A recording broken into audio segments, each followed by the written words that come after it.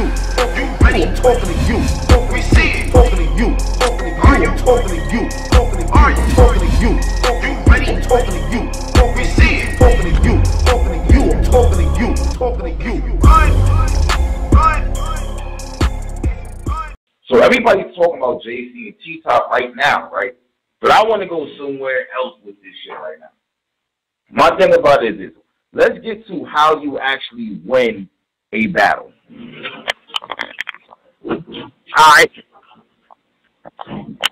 All right, so you're looking at now, we're taking two battlers.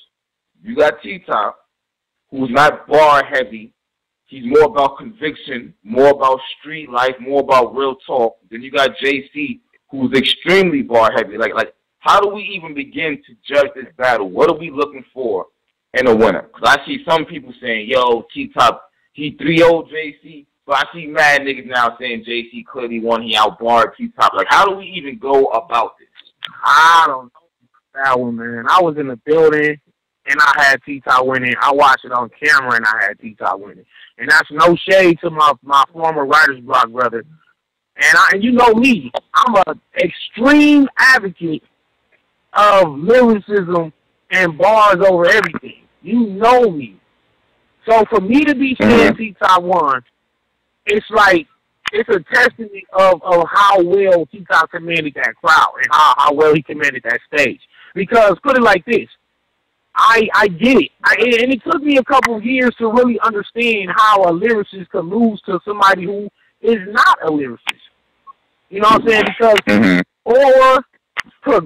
your projection, the way you command that crowd all plays a part into it. Because otherwise, why even battle? Why would they even battle?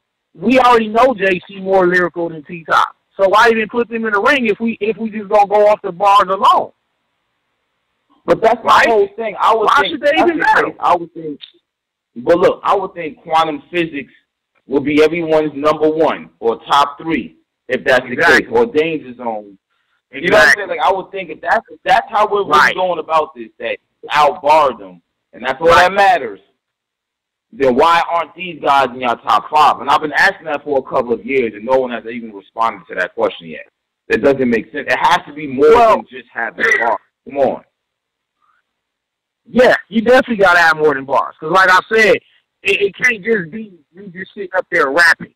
Because, I mean, to me, in this particular battle, it really looked like JC was just spitting some dope bars while T-Top was putting on a show.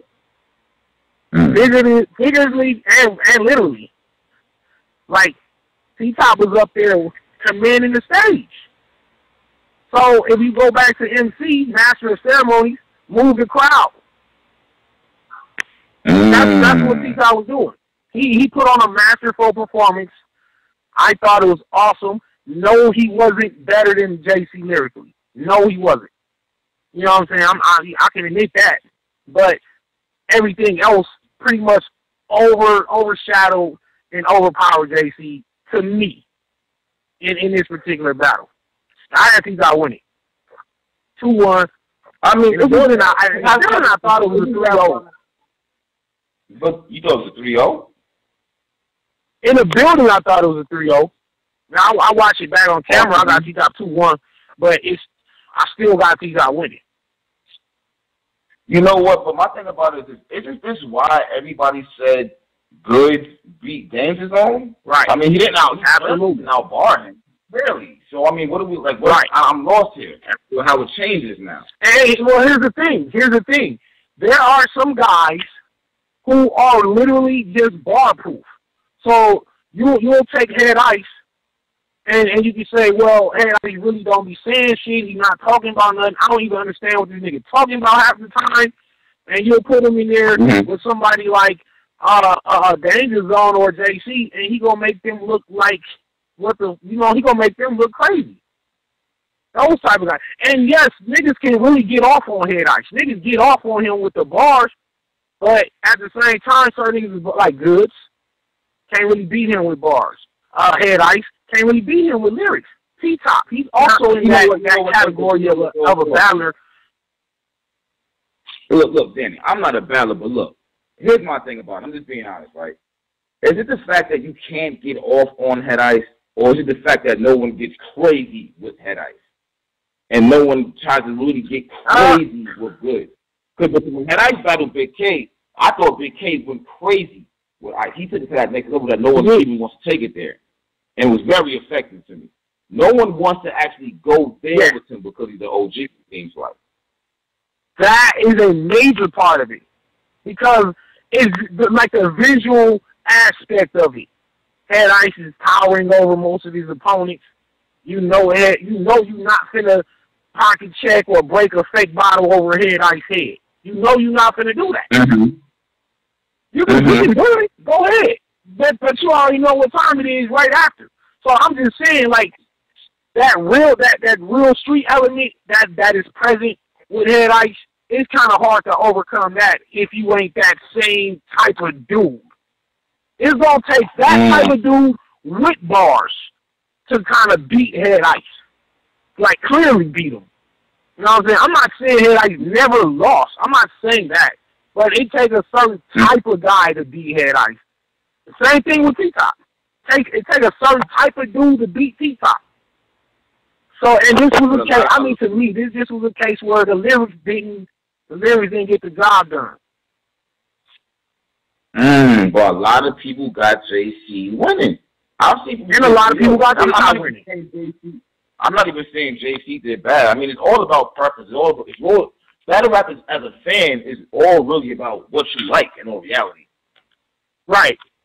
But one thing about it with JC, this part right here, it's like, okay, he doesn't have any conviction in his bars in all reality and shit. To me, he's dope as fuck. His bars have always been crazy, but I'm at the point now where I just accept JC for what he is. I think he's super fire, but he's kind of going into the QP category for me. Where it's just like, all right, he's going to be fired bar after bar after bar, yeah, but he doesn't step up to the plate when it comes to niggas. Like for you to want Lux, here's my thing about it. For you to say you're the best in the world and you want Lux, like, you should clearly body bag T-Top. I mean, I don't understand what the problem is. I knew going into that battle that was going to be a tough battle for JC, not lyrically, but just overall. I feel like that wasn't a battle he needed. That wasn't a battle he needed. But he got busy. He said some amazing shit every fucking round, like he does every battle. It's not a question of if JC is going to come and spit bars, because he's one of the most consistent that we have in battle rap. He's always going to shit some crazy shit. But against certain guys, it just doesn't look effective enough. Like, the bars just ain't going to be enough sometimes. So that's how I felt when I saw JC versus T-Top and versus New Jersey Twerk. I just felt the bars didn't get it done against these guys who have a commanding presence. Like, Twerk had a crazy presence in that small Smack Volume 1 room. And he just, like, visually, it looked like this giant dude, you know, barking on this smaller guy. And it just looked kind of like a bully talking to a little kid, it looked like. You know what I'm saying? And that's just how it looked. But, yeah, JC did what he had to do with the bars. But when you combine bars with a presence, that's when it's tough to beat somebody.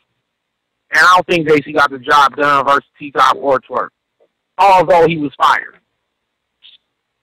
Yeah, Mac rap. You know, I got one more call I'm going to throw on real quick. Hey, 201-423, T-Mac, you want? Yo, T-Mac. He just said throw him on. I don't know. Yo, what's up? What's cracking? What's good? Shit, yo, Mac, it's me. All right, what's up? What's up? Say it again. You had JC or you had T-Top? I had T-Top. See, the thing with that is, like ball wise or whatever, that was cool for a time period because now you got angles, you got everything. The point of battle rap now is to make your opponent look lesser of who he is and to dismember your opponent from all ways. Like, you know what I mean? There's so many different ways you can come at a nigga, because like everybody knows each other now. Everybody knows this and that. So angles are working for that. There's different ways of rapping now. You got scheming, you got this and that, so you can use that in your artillery. There's so many different ways to hit a nigga as opposed to just bars. Because back in the day, they was just doing bars. So whoever had the hotter bars won. But now it's so many different ways, so bars is not just the end-all be-all anymore. And that's why I feel like T-Top came with more of everything, as opposed to JC, who had great bars. He was nice. But now you're trying to win over people in the camera, you're trying to win over people in the crowd, and you're trying to make your opponent look less of a person. You know what I mean? You're trying to dismember him as a battler. So all those days come into play. So that's why I feel like T-Top won that. JC just didn't do enough in any other lane but bars. You know what, Danny? I got a question for you. Danny, when you write, are you writing for the building, are you writing for the camera, or are you writing to just battle and kill your opponent? How do you write? Fuck. Oh man, well I don't write for crowd reaction. I will say that. I don't write for crowd reaction, because when you do that, that can mess you up. Because if you expect a bar to land and it doesn't land, and it's kind of cricket, then it might throw you off. So I don't write for that. Mm-hmm. I'm really writing for my opponent at the end of the day. Like, I really don't care if they catch it in the crowd. They might not catch it on camera. I want this nigga to know what the fuck I'm talking about. I want him to see this shit. And I know there are certain bars that I write that I know you're only gonna be able to get it on camera. I know that for a fact. I don't think I'm a crowd writer per se. I don't think I am. That's just me. But you got certain guys that write for that room. They writing for that like Hitman. Hitman, for example. Like he's gonna set that room on fire. One way or another. The remix coming, the performance is gonna do it, a crazy bar he's gonna say is gonna do it. The same thing with Shotgun Suge. You know what I mean? Suge, Hitman, Goods, these type of guys, they're gonna come in that room. Where opposed as somebody like Daylight, even, you know what I'm saying, myself, maybe Chilla, JC. Some of our bars probably ain't gonna necessarily hit in the room, but when you watch it back, you're gonna catch it like, oh shit, I didn't even know he put that and that together. Like, that's crazy. Like, there's a certain, like, some of this shit be too much to process live while you're drunk and high in the fucking room. Yeah, but don't you think? I think it varies. But look, here's the problem with that. All right, we see battles now, right, and we see that they're being judged. When they're being judged live. The niggas ain't going back to the footage and giving you a couple of days to say, oh, he put that together and that was the... They're not doing that. So, I mean, no. Is simpler better? I mean, okay. I'm trying to figure out how the fuck doing this shit. Okay, here, this is what you got to do. If you know your battle is going to be judged live, then you need to be writing specifically for that room. You need to be writing for the room and not so much the camera. I would like for some of these judge battles to be reviewed by a panel, and then they come up with a decision some days later after they got time to sleep on it, sit on it, look back, catch some shit they didn't catch, and then they can finally make a collective decision, as opposed to sometimes you can just be caught up in a moment. If you're a judge, you might just be caught up in a moment, and you might look at it a certain way in the room, and you might call it for that guy, but then you can go back and watch it and be like, oh, wait a minute. Damn, I probably dropped the ball right there. But you'll never know it. You'll never know it. They ain't going to get on Twitter and say, you know what, I fucked up. I shouldn't have voted for so-and-so. Now that I go back, I should have voted for him. They're not going to do that. So I think a battler should write for that room if you know it's going to be judged on the spot. But don't you think? All right. Let's say I'm writing for the room, and I'm getting crazy reactions. Don't you think that even sways the camera people as well? Like, don't you think that carries over to the people who watching on the camera? Because if I'm kicking your ass in the room and I'm doing a great job, Now the people on camera are seeing that, so they feeling like they're in the room as well. Because if I'm sitting in my living room watching this shit on my flat screen, and then I hear the crowd reaction, I hear everything going on, that's gonna sway my opinion as towards like, you know what, damn, he really did move the crowd, he really did do his thing, whatever. And you're projecting your bars, everything's going well for you. So that's gonna help. So I feel like maybe a nigga should just write for the building instead of worrying about the camera people and this and that, because everything's going to carry over at the end of the day. If you did great in the building, you're going to do good on camera. Hey, yo, my thing about it is if you're only winning on camera and you can't win in the building itself, is a problem. There's a problem. Right. Well, I will say this. What about the battles where it's a whole lot of fucking gas for a lot of bullshit bars? So if you at home and that's not your homeboy, but he got 20 of his homeboys in there, are you still going to be persuaded to vote that this guy won because his homeboys was going crazy? But you're looking at the bar like, that shit wasn't that hot, man. I don't even know why they making all that noise. That shit kind of weak.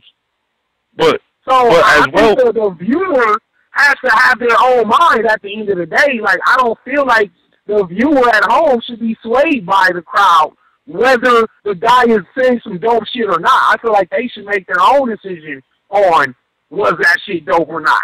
Because a lot of times niggas get away with some bullshit because they got a home field crowd. Yeah, and that's true. But as a well-versed battle rap fan or whatever, I know the difference between gas and when something's really hitting, whatever. Because you could, if you know battle rap, if you've been watching for a long time, you'll know that a certain bar that's just gas. That's just the fans loving him for that moment, or whether he's doing a nigga's extra for that moment. He's taking over Jack. He's doing it. That's all gas. You know what I mean? But if a bar makes you feel some type of way, that's going to, like if it makes you at home, if you sitting there, you get the chills, you get goosebumps, or you just like, damn, you start gritting your teeth, that's when the bar hit. You know, so you can tell the difference between gas, but like, you know what I mean? You got these new dudes or some old dudes. But look what you said. Look how you prefaced that whole paragraph. You prefaced it by saying, as a well-versed fan, meaning you know the difference. What about the casual fan? What about the casual fan that just, you know, they really don't watch battles like that, but every now and then they'll check one out, and they don't know the difference between something that's trash and something that's really dope or gas. And so I think we have a lot more of those type of fans as opposed to people who really, really study the shit and really study culture and know the difference between something that's kind of, it was okay, but niggas is going overboard for it, and for something that actually deserves praise. There's not enough well-versed fans, and that's you know, part of the problem too. But I mean, that it is just what it is. Right. Yeah, definitely right. This shit, I don't know, man. This shit is kind of hard shit, man. We kind of got to get in the same page about certain shit. Like, niggas got to understand, I feel like certain niggas, like, is writing just random bars not the same thing as actually battling your opponent? What about that? Yeah, see, that's a little, that's a little different because, like, I mean, we got someone on the phone who kind of falls in between that lane right there. Like, the random bars and stuff, it's cool, but as long as it's like, it's hard. Like, I guess, like, if it's a fire bar that's random, like, certain people, like, will be okay with it, but I think, like, more people should be more direct to their opponents because that's the whole point of battle rap anyway. Like, to get to your opponent, make him look bad, and you kill him. You're not writing for 30 million different people. You know, you're not writing for this guy. You're writing for him. So I feel like more bars should be tailored to their opponent as opposed to just some random shit where it's a hot bar, but hey, man, that didn't really get, like, your point across towards him because you're talking to him. That's all facts. Well, I mean, I'm gonna say this. You know, I'm an old school nigga, so you know what I mean. We just really have to go, you know, block for block, street for street, battling whoever, random. So like at that time, niggas had 10 to 15, 20 rounds memorized, ready for whoever. And you, like I said, you got Love, Smooth, Rex, they all had that. Casa, it was basically like run up verses. Like I run up on a nigga with these verses right here, whoever it is. So it wasn't not tailored for that specific guy. So there was just a bunch of random bars, and you just say these same rounds over and over and over and over to different dudes, especially prior to the YouTube era when it wasn't being recorded. So you could say these same verses over and over. So transitioning from that era to the YouTube era where you can't use the same verses no more, and you're right, in this era, the random bars, they're still cool, but you're right, you gotta be kind of going at your man. Actually, directly. Cause and I had to learn that myself. You go back to my earlier battles, I'll spin a bunch of crazy bars, punches, but them niggas label me, Danny's doing his random shit, his random bars that could be said to anybody. So, all right, I'm gonna switch it up. So, I battle, of course, B-Dot. That shit was tailored for him. When I battled K-Shine, that shit was tailored for him. Wasn't no random nothing. That was for K-Shine. You know, all my battles from the last couple years have you seen me switch up my writing to where let me go at the man in front of me specifically as opposed to just writing random bars. You ready? I'm talking to you. We see it. Talking to you. I'm talking to you.